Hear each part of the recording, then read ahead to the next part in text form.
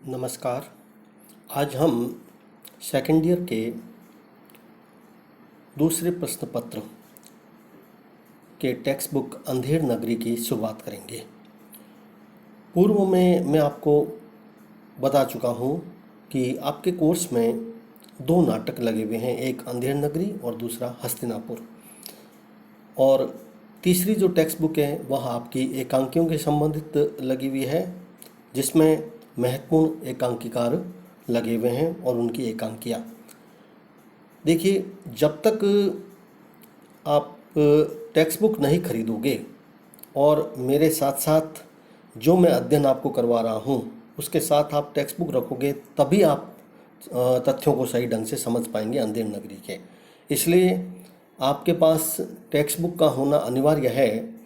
वैसे मैं इस टेक्स्ट बुक से संबंधित जो भी अध्ययन आपको करवाऊंगा उसके महत्वपूर्ण अंश को छायाचित्र के माध्यम से मैं प्रस्तुत कर दूंगा, और उसके साथ साथ आपके पास यदि टेक्स्ट बुक होगी तो वह और ज़्यादा आसानी से समझ में आएगी। अंधेर नगरी नाटक के जितने भी महत्वपूर्ण अंश हैं, यथासंभव मैं लगभग पूरे नाटक को ही आपको उसके अंशों का मैं व्याख्यान करूंगा और उसकी विवेचना करूंगा। इसलिए आप हिंदी साहित्य के दूसरे प्रश्न पत्र की तीनों जो टेक्स्ट बुक हैं उसको खरीद लें, और इसके साथ साथ में अन्य टेक्स्ट बुक जो पहले प्रश्न पत्र से संबंधित है वह भी आप खरीद लें। आज अंधेर नगरी नाटक के शुरुआत करने से पहले मैं संक्षेप में आपको बता दूं कि अंधेर नगरी नाटक 1881 में भारतेंदु हरिश्चंद्र के द्वारा लिखा गया था।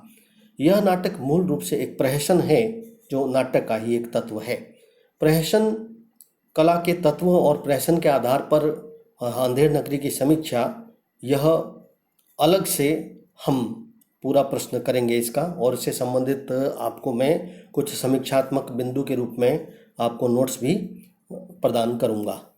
किंतु आज हम सबसे पहले जब तक इस नाटक को पढ़ेंगे नहीं तब तक हम इसके किसी भी टॉपिक्स को हल करना हमारे लिए कठिन होगा। इसलिए सबसे पहले हम इस नाटक का अध्ययन करेंगे।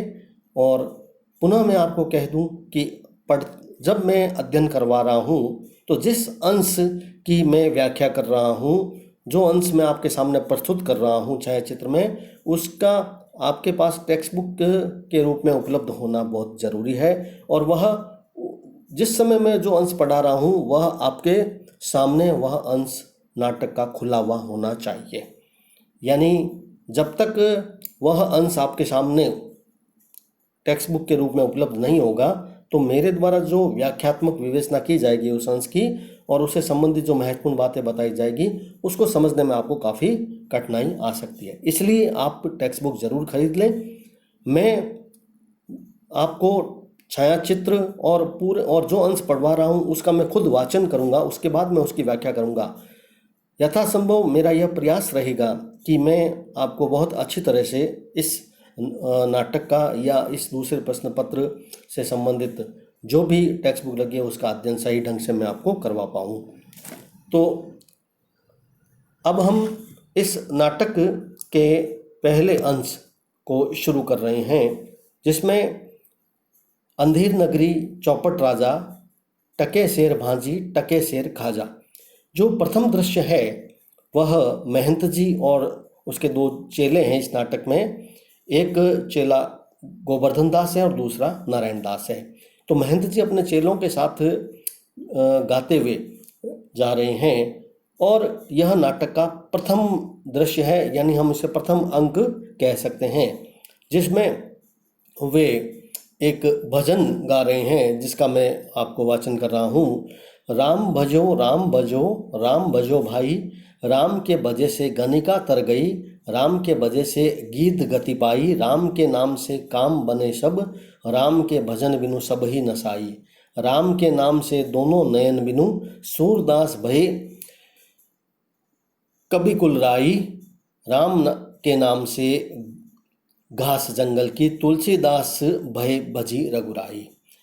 ये पंक्तियाँ भारतेंदु हरिश्चंद्र, देखिए कोई भी जब आप प्रश्न पत्र में आपके मान लीजिए यही आपकी प्रश्न पत्र में आ जाता है व्याख्या के रूप में, तो आप सर्वप्रथम संदर्भ का उल्लेख करेंगे जिसमें आप इस तथ्य का उल्लेख करेंगे कि यह नाटक भारतेंदु हरिश्चंद्र के द्वारा लिखा गया एक प्रहसन नाटक है, जिसमें समसामयिक जो घटना है, जो वातावरण है, उसको यथासंभव चित्रण किया गया है। और महंत जी अपने जो दो प्रमुख शिष्य हैं गोवर्धन दास और नारायण दास, उसके साथ भजन गाते हुए चल रहे हैं। और इस भजन में एक प्रकार से भगवान श्री राम की महिमा का गुणगान किया गया है।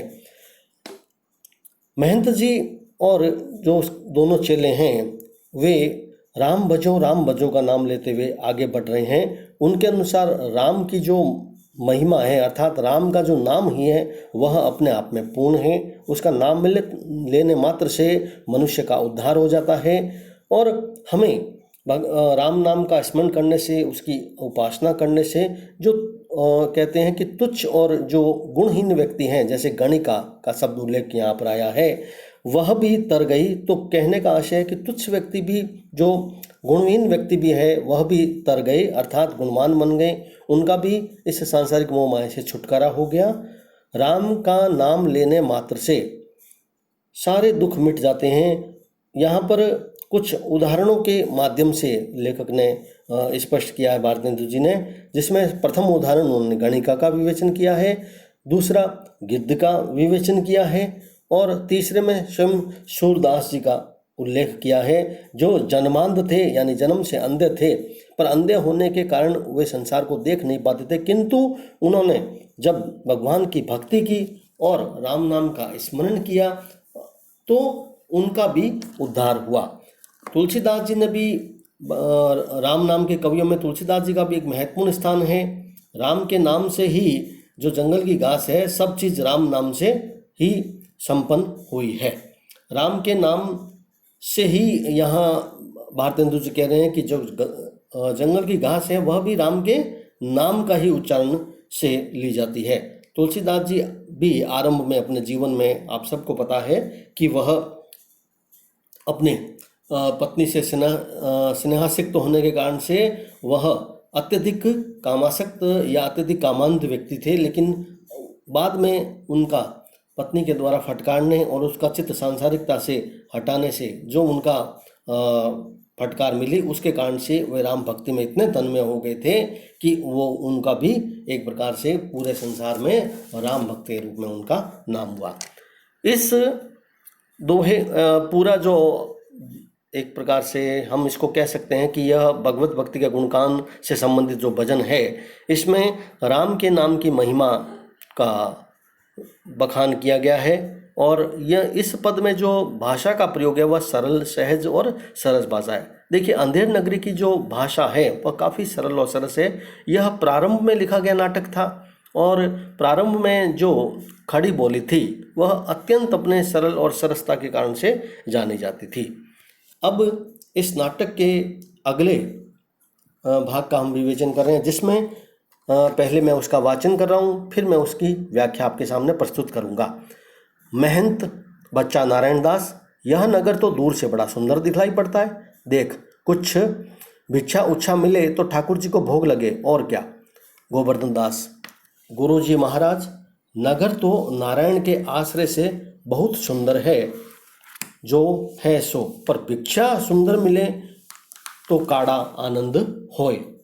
महंत बच्चा गोवर्धन दास, तो पश्चिम की ओर से जा, नारायण दास पूरब की ओर से जाएगा। देख, जो कुछ सीधा सामग्री मिले तो श्री सालिग्राम जी का बाल भोग सिद्ध हो। गोवर्धन दास, गुरु जी, मैं बहुत सी भिक्षा लाता हूँ, यहाँ लोग तो बड़े मालवर दिखाई पड़ते हैं, आपको चिंता मत कीजिए। महंत बच्चा, बहुत लोभ मत करना, देखना, हाँ, लोभ पाप को मूल है, लोभ मिटावत मान, लोभ कभी नहीं कीजिए, या मैं नरक निदान। इस नाटक के इस दृश्य में भारतेंदु जी ने एक नगर की विवेचना की है, जिसे इस नाटक में अंधेर नगरी के नाम से जाना गया है। इस अंधेर नगरी में महंत और उसके दोनों शिष्यों का जो प्रवेश होता है, उसके नगरी को देख करके वे सभी आश्चर्यचकित रह जाते हैं। उसकी चमक दमक और उसके वैभव और उसकी कला को देख करके महंत और उसके दोनों शिष्य गोवर्धन दास और नारायण दास काफ़ी प्रभावित हो जाते हैं। वे आपस में ही कहते हैं कि नगरी तो बड़ी सुंदर है गुरुजी, किंतु भिक्षा हमें किस प्रकार से मिलेगी यह हमें कह नहीं सकता। और नारायण दास यह विशेष रूप से इस बात को गुरुजी को कहता है कि यह नगर देखने में तो बड़ा सुंदर दिखाई पड़ता है, किंतु भिक्षा मिले तो सबसे पहले ठाकुर जी का भोग जरूर लगाना और उसके पश्चात ही उस भिक्षा को ग्रहण करना। महंत जी अपने दूसरे चेले गोवर्धन दास को कहते हैं कि वह तुम पश्चिम की ओर जाओ और पश्चिम की ओर जाकर के तुम जो भिक्षा मिले उसे शालिग्राम जी को भोग लगा कर फिर उसका हम सेवन करेंगे। और इस प्रकार महंत जी के जो दोनों शिष्य हैं नारायण दास और गोवर्धन दास, वे भिक्षा के लिए उस नगरी में चल पड़ते हैं जिसे भारतेंदु हरिश्चंद्र ने जिसे अंधेर नगरी के रूप में चित्रित किया है। किंतु अपने दोनों शिष्यों को वो अच्छी तरीके से इस बात को समझाते हैं कि आप जब भिक्षा को लें या उसको प्राप्त करें तो चाहे कितने ही यहाँ के लोग संपन्नशाली क्यों न हो, किंतु तुम दोनों का यह विशेष रूप से स्वभाव होना चाहिए, या एक प्रकार से महंत जी उन दोनों को एक संदेश देते हैं कि तुम लोभ और मोह आदि में न पड़े, ये पाप के मूल बिंदु हैं।